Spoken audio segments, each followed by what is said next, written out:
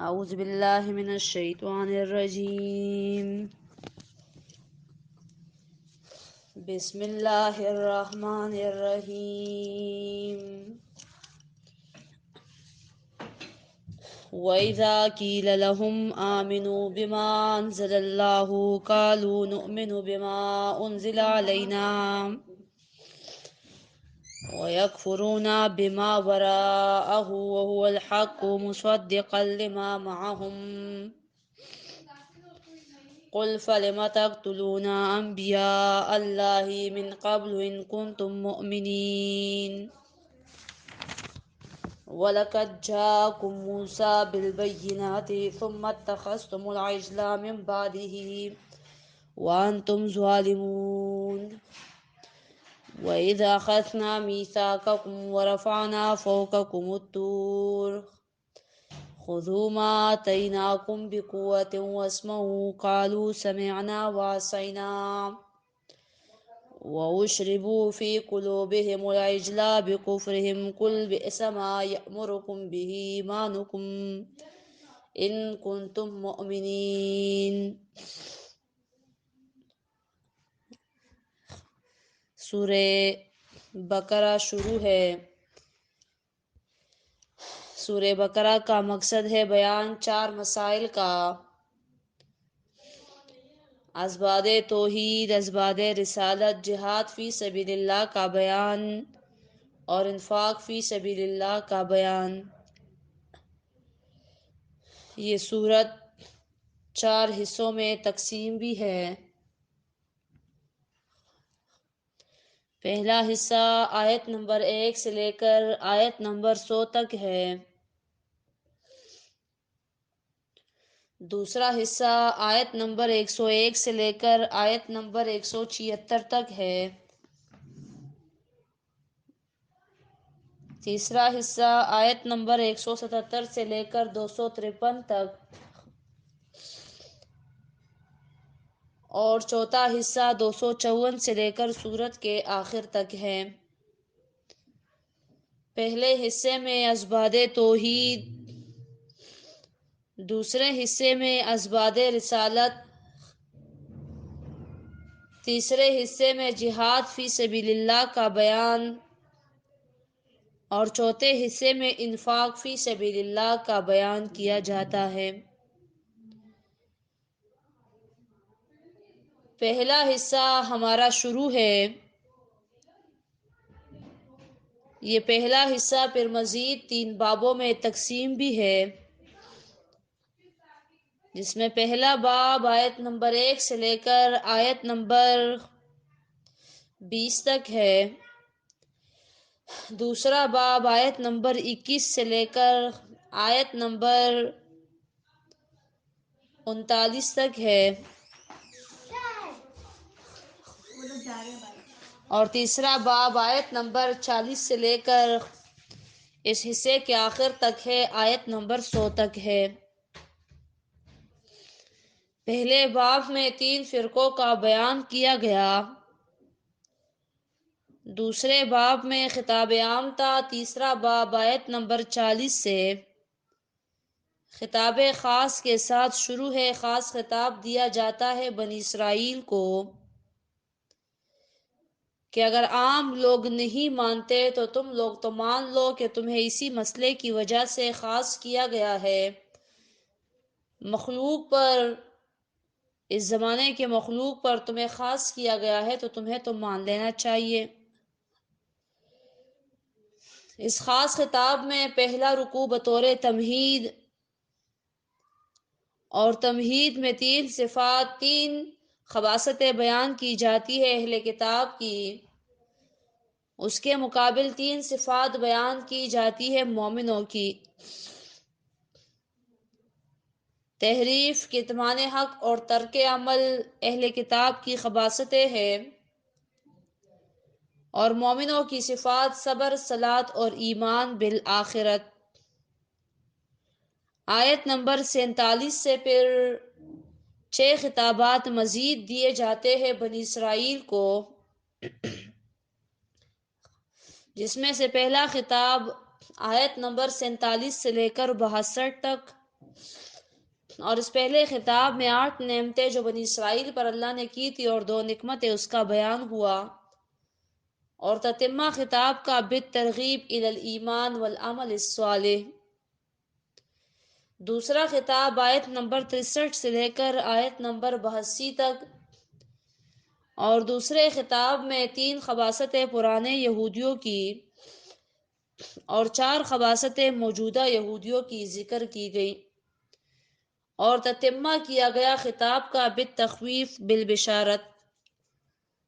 پھر تیسرا خطاب آیت نمبر 83 سے لے کر آیت نمبر 86 تک، اور اس میں انکارہم من الاوامر و اتیانہم بالنواہی۔ انکارہم من الاوامر کہ انہوں نے اللہ ربی کریم کے احکام سے انکار کیا جو ان سے کہا گیا تھا کہ یہ کرو، اور جن سے اللہ ربی کریم نے ان کو منع کیا تھا اس کی طرف یہ دوڑے آئے، اور تتمہ خطاب کا بالزجر کیا جاتا ہے۔ پھر چوتھا خطاب آیت نمبر 87 اور 88 یہ 2 آیتوں میں تھا، اور چوتھے خطاب میں مزید ان کی برائی بیان ہوئی کہ انکارہم من انبیاء السابقین، انہوں نے پچھلے تمام پیغمبروں سے بھی انکار کر دیا، ان کو بھی نہیں مانا۔ پھر پانچواں خطاب آیت نمبر 89 اور 90 میں تھا، 89 اور 90 میں، اس میں پھر مزید ان کو خاص کیا گیا، ان کی خباثت بیان کی گئی کہ انہوں نے انکارہم من ھذا النبی بھی کر دیا، موجودہ نبی کریم صلی اللہ علیہ وآلہ وسلم سے بھی انکار کیا جن کے آنے کی یہ دعائیں مانگا کرتے تھے۔ آج کے اس سبق میں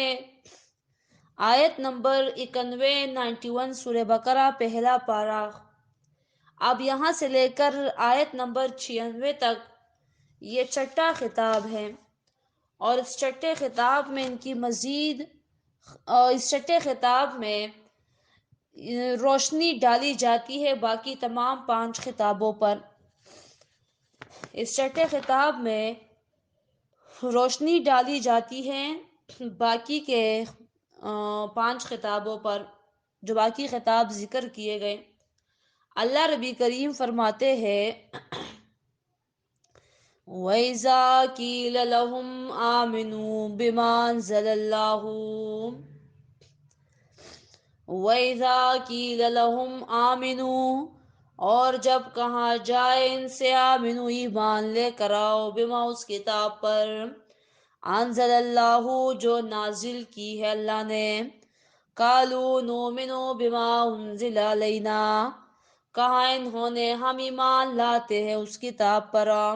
انزل علینا جو نازل کی گئی ہے ہم پر، ویکفرون بما وراءہ، اور انکار کرتے ہیں اور کتابوں پر بما وراءہ جو اس کے سوا ہے، اور انکار کرتے ہیں بما وراءہ اور کتابوں کے جو اس کے سوا ہیں۔ جب ان سے کہا جاتا ہے کہ قرآن کریم پر ایمان لے کر آؤ، قرآن کریم کو مانو، اس کے مطابق اپنا عمل اور عقیدہ ٹھیک کرو، تو کہتے ہیں کہ ہمارے لیے یہ کافی ہے کہ ہم تورات پر ایمان لائے ہیں، جو کتاب ہم پر اتری ہے ہم اسی پر ایمان لائے ہیں، اور یہ ہمارے لیے کافی ہے، ہم تورات کے علاوہ اور کسی بھی کتاب پر ایمان نہیں لاتے۔ اللہ ربی کریم آگے فرماتے ہیں اچھا یہ تورات پر ایمان لاتے ہیں، کیسے ایمان لاتے ہیں؟ وَهُوَ الْحَقُّ مُصَدِّقًا لِمَا مَعَهُمَا، وَهُوَ الْحَقُّ اور حال یہ ہے کہ یہ قرآن کریم حق کتاب ہے، مُصَدِّقًا لِمَا مَعَهُمَا تصدیق کرنے والا ان کتابوں کا، مَعَهُمَا جو ان کے پاس تھی، یہ قرآن کریم تصدیق کرنے والا ہے ان کتابوں کی جو ان کے پاس تھی۔ اللہ ربی کریم فرماتے ہیں یہ کس طرح تورات کو مانتے ہیں؟ اگر یہ قرآن کریم سے انکار کرتے ہیں تو قرآن کریم سے انکار ان کے کتابوں سے بھی انکار کے مترادف ہے۔ کیوں؟ کیونکہ جو مسئلہ ان کے تورات میں تھا تو وہی مسئلہ قرآن کریم میں بھی ذکر ہوا، تو اگر یہ قرآن کریم سے انکار کرتے ہیں تو یہ ایسا ہے جیسے انہوں نے تورات سے بھی انکار کیا۔ اسی طرح قرآن کریم یہ جب آئی، یہ کتاب جب آئی تو اس نے تصدیق کی ان کی کتاب تورات کی، چونکہ تورات میں یہ کہا گیا تھا کہ اللہ ربی کریم آخری کتاب بھیجیں گے، اسی طرح آخری نبی کو صلی اللہ علیہ وآلہ وسلم کو، یہ تورات میں بھی لکھا تھا۔ تو جب یہ آخری کتاب آئی، قرآن کریم آیا، تو گویا کہ اس نے تصدیق کر دی ان کی کتاب کی کہ ہاں واقعی تورات نے سچ کہا تھا۔ تو یہ کیسے لوگ ہیں کہ یہ قرآن سے انکار کر کے دراصل اپنی ہی کتاب سے انکار کر رہے ہیں۔ اب آگے اللہ ربی کریم ان کے ایک ایک بات پر اب دیکھیے کس طرح اللہ ان کو ذلیل کرتا ہے، رسوا کرتا ہے۔ انہوں نے ایک بات کی نا کہ قالوا نؤمن بما انزل علینا، کہ ہم تو بس اپنی کتاب پر ایمان لائے ہیں جو کہ تورات ہے، ہم باقی کتابوں پر ایمان نہیں لاتے۔ تو اللہ ربی کریم اب ان سے آگے فرماتے ہیں کہ یہ تمہارا کس طرح کا ایمان ہے؟ کیا تمہیں تورات نے یہ کہا تھا، یہ کہا تھا، یہ کہا تھا کہ یہ کرو؟ اب ان کی اس بات پر ان کو شرمندہ کیا جاتا ہے، کہندے ایسی بات نہ کرو۔ تورات پر تم کون سا ایمان لے کر آئے ہو؟ تورات کو بھی تو تم نہیں مانتے، آپ بڑے آئے ہو تورات کو ماننے والے۔ جیسے ہمارے یہاں کوئی بات کرے نا کہ میں تو یہ نہیں مانتی، ہاں یہ والا جو ہے تو اس کو میں مانتی ہوں، لوگ اسے کہے کہ جس کو تم مانتی ہو تو اس کا تم کون سا مانتی ہو، اس کا تم کون سا پیروی کرتی ہو، اس کی تم کون سی تابعداری کرتے ہو؟ چلو جس مولوی کو تم مانتی ہو تو اس کی تو پیروی کرو، اس کی تو تابعداری کرو، ویسے ہی تمہاری بات ہے اس عالم کو مانتی ہوں اور اس کو نہیں مانتی۔ تو ان کو بھی اللہ فرماتے چلو تم قرآن کو تو نہیں مانتے ہیں، لیکن یہ جو اعمال تم کر رہے ہو تو کیا یہ تورات کے بھی جو ہے تو مطابق ہے، تورات کے مطابق عمل ہے تم لوگوں کا؟ قل کہہ دیجئے فلم تقتلون انبیاء اللہ من قبل، قل کہہ دیجئے فلم تقتلون، تو کیوں قتل کرتے تھے تم اللہ کے نبیوں کو، من قبل اس سے پہلے، ان کنتم مومنین اگر ہو تم لوگ مومنا۔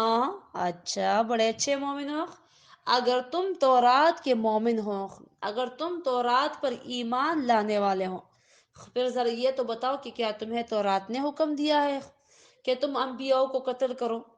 پچھلی آیت میں، پچھلے باب میں بھی ہم نے کہا تھا کہ یہ لوگ کتنے انبیاء کو جو ہے تو قتل کیا کرتے تھے۔ چوتھے خطاب میں ہم نے یہ ذکر کیا تھا کہ حضور نبی کریم صلی اللہ علیہ وآلہ وسلم سے پوچھا گیا، ابو العبیدۃ الجراح رضی اللہ تعالیٰ عنہ فرماتے ہیں کہ کتنے انبیاء کے انہوں نے قتل کیا؟ تو ایک ہی دن میں انہوں نے 143 پیغمبروں کو اور ان کے 112 پیغمبروں کو اور ان کے 143 پیغمبروں کو اور ان کے 112 شاگردوں کو انہوں نے قتل کیا تھا، شہید کیا تھا۔ 43 پیغمبر اور 112 ان کے شاگرد، پیغمبروں کو اللہ بیچتا جاتا یہ انکار کرتے اور شہید کرتے ساتھ ہی ساتھ۔ ادھر ہم نے ذکر کیا تھا کہ فریقاً تقتلون، ایک گروہ کو تم قتل کرتے ہو، پھر ان کے شاگرد کھڑے ہو جاتے میدان میں، ان کو بھی ایک ایک کر کے 112 ان کو شہید کیا تھا۔ تو کیا یہ تمہیں حکم جو دیتا ہے، یہ تو رات دیتا ہے کہ تم پیغمبروں کو شہید کرو، تم پیغمبروں کو قتل کرو، تو رات نے تمہیں یہ حکم دیا ہے کہ تم باقی پیغمبروں سے انکار کرو، باقی پیغمبروں کو سب کو قتل کر دو؟ یہ کس طرح تم تورات کو ماننے والے ہو؟ وَلَقَدْ جَاءَكُمَا، اور تاکید کے ساتھ آئے تھے تم لوگ کو موسیٰ علیہ السلام، بالبینات، واضح دلائل پر، ثم اتخذتم العجل من بعدہ، پھر پکڑا تم لوگوں نے گائے کے بچڑے کو خدائی صفت پر، من بعدہ اس کے بعد، وانتم ظالمون، اور تھے تم لوگ ظالم،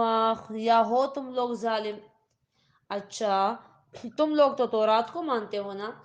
تو تورات جب موسیٰ علیہ السلام لے کر آئے تھے، واضح دلائل موسیٰ علیہ السلام لے کر آئے تھے، اس کے بعد بھی تم لوگوں نے شرک کیا، اس کے بعد بھی تم لوگوں نے گائے کے بچڑے کی عبادت کی، تو کیا یہ تمہیں تورات نے حکم دیا تھا کہ تم گائے کے آگے سجدہ کرو اور کہو کہ گائے میں خدا حلول کر چکا ہے اور گائے ہی ہمارا خدا ہے؟ تو پھر یہ کیا تمہیں تورات نے کہا تھا؟ ظالموں، مزید سنو ذرا، مزید ان کو شرمندہ کیا جاتا ہے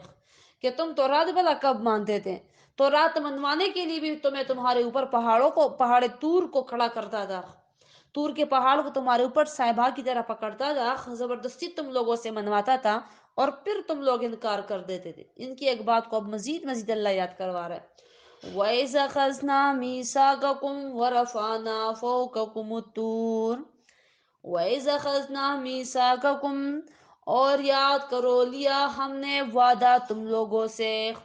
وَرَفَعْنَا فَوْقَكُمُ الطُّورَ، اور اٹھایا ہم نے تم لوگوں کے اوپر طور کا پہاڑ، خُذُوا مَا آتَيْنَاكُمْ بِقُوَّةٍ وَاسْمَعُوا، کہا تھا میں نے خُذُوا عمل کرو ما اس کتاب پر، آتَيْنَاكُمْ جو دی ہے ہم نے تم لوگوں کو،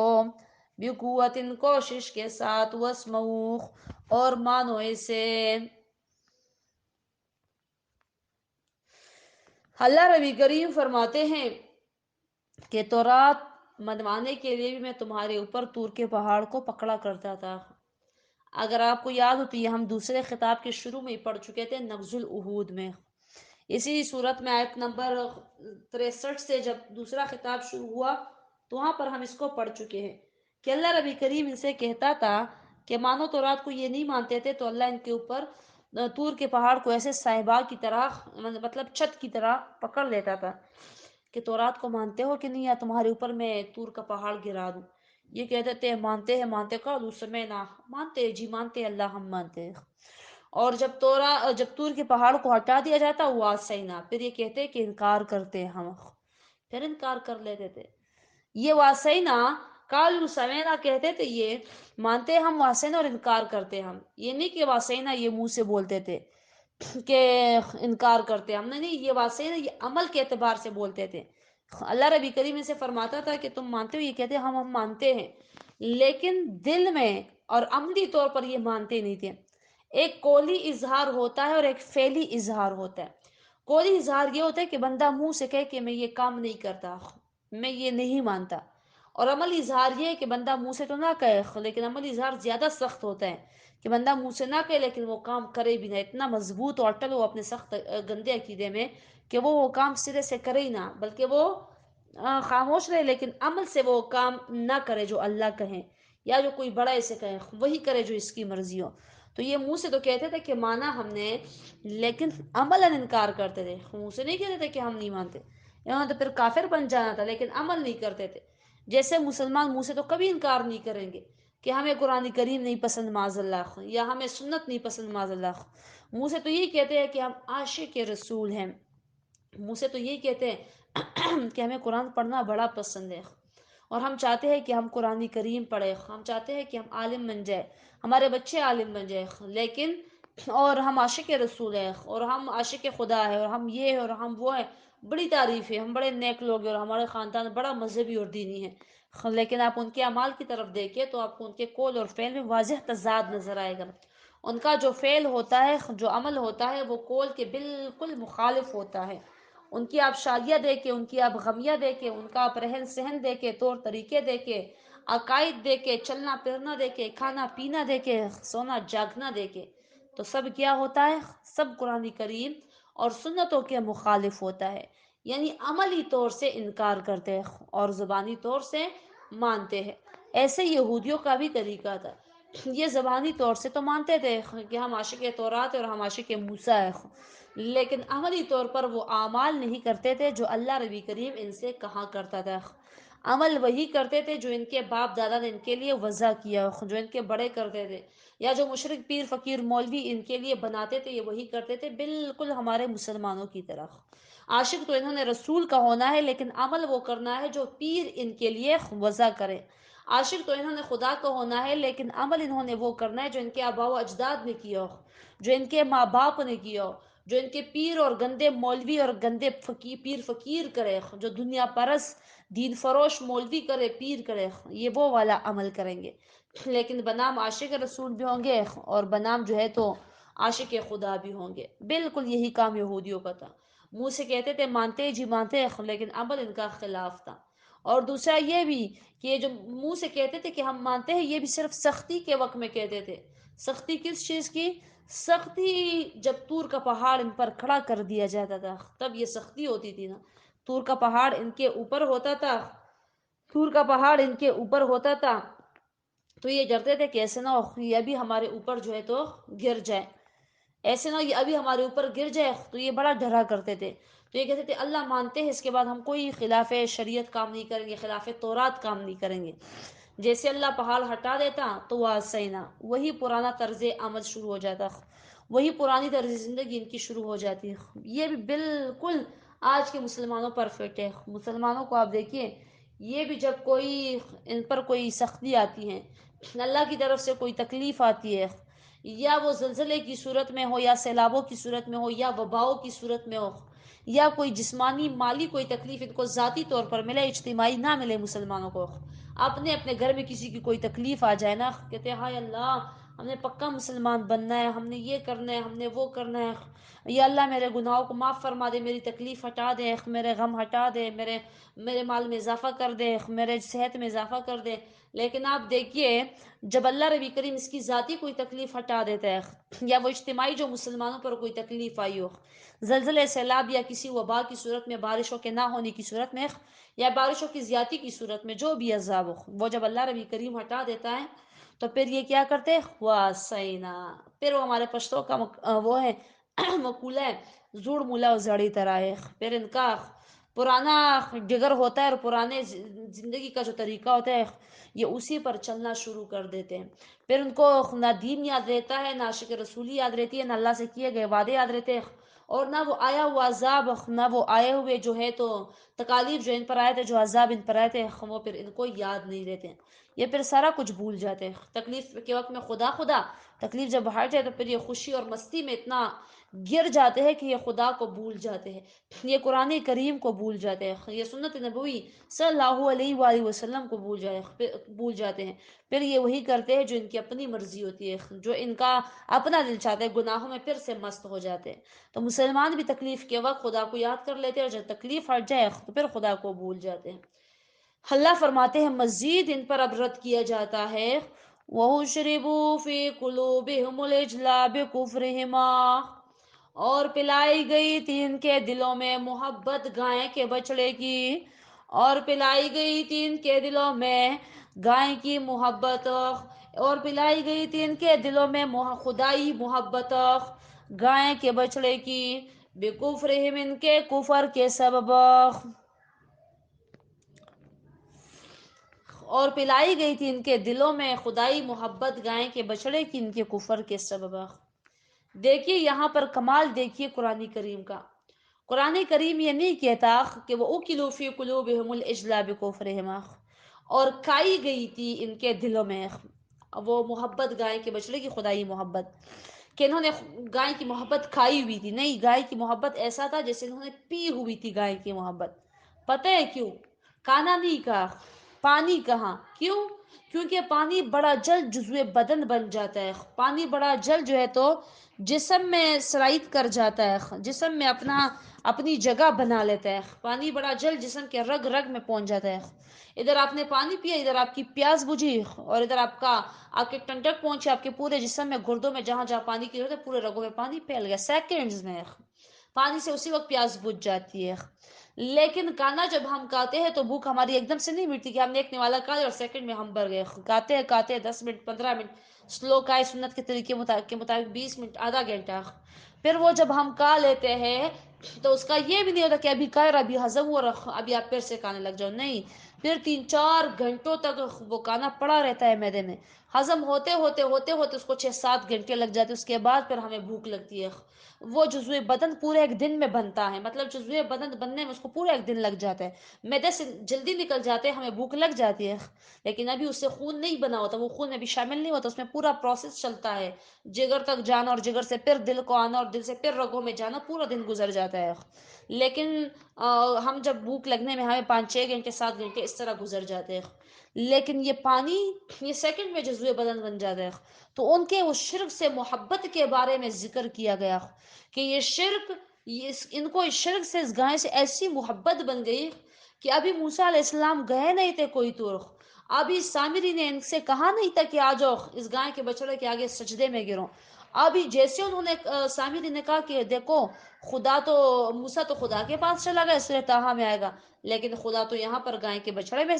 حلول کر چکا ہے، اور اسی وقت یہ آ کر اس میں سجدے میں پڑ گئے۔ مطلب اتنی محبت ان کے دلوں میں، اتنی محبت جیسے پانی پینے میں سیکنڈز نہیں لگتے، اسی طرح ان کو شرک اپناتے ہوئے سیکنڈز نہیں لگے، شرک کو اپنے دلوں میں جگہ دیتے ہوئے، گائے کے بچڑے کی خدائی محبت کو اپنے دل میں جگہ دیتے ہوئے ان کو سیکنڈز نہیں لگے، بلکہ وہ شرک ان کے رگ رگ تک سیکنڈز میں پہنچ گیا، ان کا جزو بدن بن گیا۔ آ گئی سمجھ؟ تو اللہ ربی کریم فرماتے ہیں تو کیا یہ تمہیں تورات نے حکم دیا تھا کہ تم گائے کے بچڑے کی عبادت کرو، اس کے آگے سجدے میں پڑو، اور اس کی محبت کو ایسے اپنے دل میں بسا لو جیسے بندہ پانی پی کے سیکنڈ میں وہ پانی اس کے دل میں پہنچ جاتا ہے۔